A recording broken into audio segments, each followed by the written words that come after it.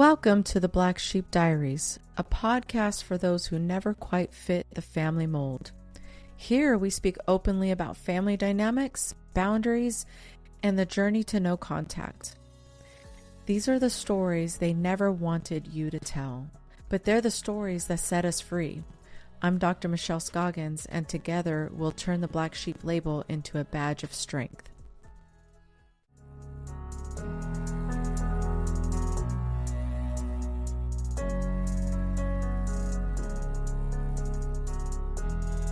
Welcome back to another episode of the Black Sheep Diaries. This is Dr. Michelle Scoggins. I'm your host. Today we're going to talk about no contact. People often call going no contact cruel, but what if it's the most loving choice you can make for yourself? So let's talk about that. What exactly is no contact? So we talk about no contact or limited contact in the context of your family, right? And so oftentimes people will start with limited contact. They'll set some pretty stiff boundaries about what's allowed, what's not allowed, and they will stick to that. And they'll see if the family can respect those. If the family is unable to respect them, then they kind of start pushing the boundaries a little bit more.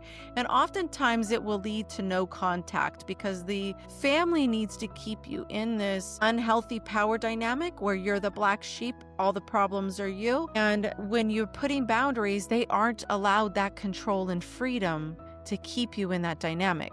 And so people tend to go limited contact, and oftentimes their family will then go no contact with them. However it works, no contact is just the amount of space you give someone in your life. And I say that out of doing so myself. A lot of times it's very hard for people to do. I don't suggest this in therapy. We discuss no contact. I educate my clients on no contact. We talk about feelings, the guilt and the shame that comes up, those kind of things.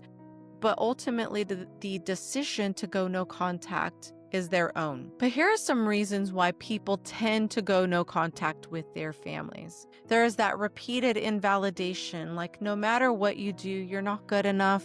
They're going to overlook you. They use you for the things that they need, and then you're discarded afterward. You don't really feel like you're a big part of the family. That's the whole feeling like the black sheep. And so you get tired of just not feeling like it's a space that you want to be in. There's countless boundary violations, no matter what boundaries you try to set for them. If it steps on the toes of their control, they're going to walk over it. And so people tend to go no contact over not being able to set boundaries that helps them feel safe. And then emotional abuse. We talk a lot about physical abuse and what abuse is, but oftentimes emotional abuse is that thing that just gets swept under the rug. We don't really identify that too often unless you're in therapy. People just tend to say, hey, move on, get over it. That's just your life. That's how parents were. There's a lot of ways in which we validate or acknowledge and allow the parents to continue to be very toxic in our lives. But emotional abuse is real, and I will talk throughout this podcast episode and others how emotional abuse affects us and what that really looks like. So the thing that most people worry about when they go no contact is that damn judgment, right? You're going to be judged off the top. But guess what? You're being judged anyhow. You're being judged by people who are your family members. You're being judged by the people who say they love you. You're being judged consistently and without love. But now the judgment's going to come from society. Judgment's going to come from other people. It may come from friends. It may come from coworkers. Oftentimes the judgment is because they don't actually understand family dynamics themselves. They don't understand how boundary violations really work against your self-esteem. So the judgment's going to come in the form of, that's your family. You only get one mom and one dad. Well, I bet you're going to regret this. Oh my gosh, here she goes. She's just being so dramatic. Oh my gosh. These are the judgments you're going to get from people, and they're going to come from people because of their own insecurities. It is either their own insecurities or their own fears that they have in their life, and they're projecting these onto you. So rather than seeing no contact as something negative, like I've cut them off, they no longer are in my life, or I feel like I'm going to regret this one day, let's look at it as something that's peaceful. You no longer have to be part of the chaos, because in a dysfunctional family, there is going to always be chaos. There will always be chaos. And even though you may have some guilt and some shame and some feelings like, oh my gosh, I should reach out, or it's their birthday, or it's Christmas, and you really feel that pull to be near them, the peace kind of helps that out a whole lot. So the peace that you feel by not being in the drama and not being in the chaos kind of lessens the blow from those holiday moments and those birthday moments. No contact helps you feel safe. No one can step on your toes unless you allow them to. The safety that you have never been able to get from them, you can now give to yourself. And this is all about survival. And more than survival, thriving. You'll never thrive in their company. They can't give you the support and the validation and the love that you need to actually thrive. And so ask yourself, because this was asked of me, and I repeat this in a lot of my content, is if these were not your parents and they were just friends, would you have them in your life?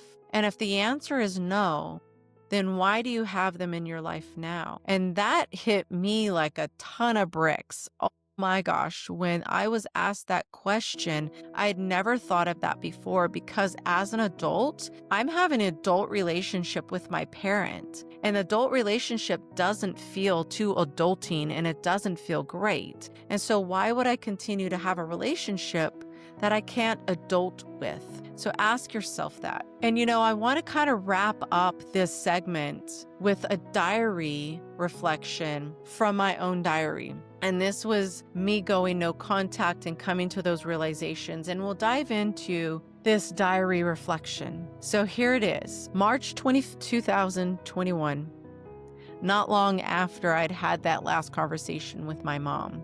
This was the day I realized no contact was the only way forward. I had tried so many times to feel heard, get a glimmer of an apology, or anything that would suggest I was a valued part of this family. Dead silence. That is all I heard. I even tried one last conversation with my mother to share my perspective and highlight the toxic parts of our relationship, like lying, not supporting me even when it meant I became a doctor and opened my own private practice, or saying fuck you. Literally, that was the last straw.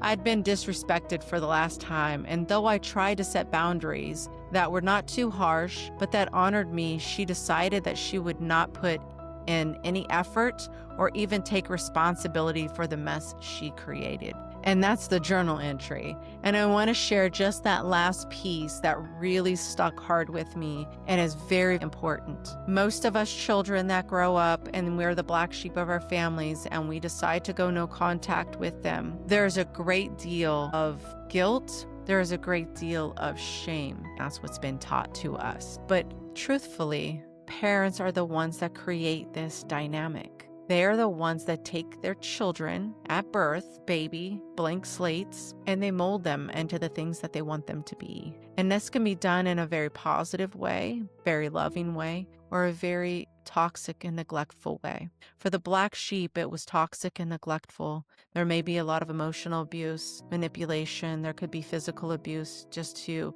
amplify that bit of control. But ultimately, in the end, the mess was created by the parents. And yet those are the same people that refuse to fix the problem.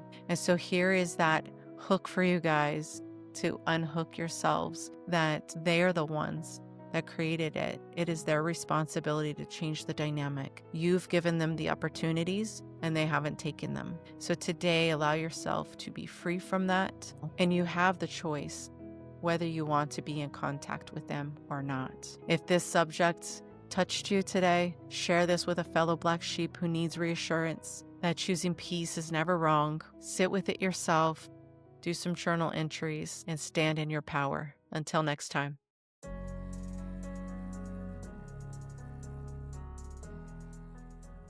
Well, that's it for today's episode of the Black Sheep Diaries. Whether you're new on the block or you're a Black Sheep loyal listener, I want to thank you for showing up for yourself today. We are on a mission to change the world one Black Sheep at a time.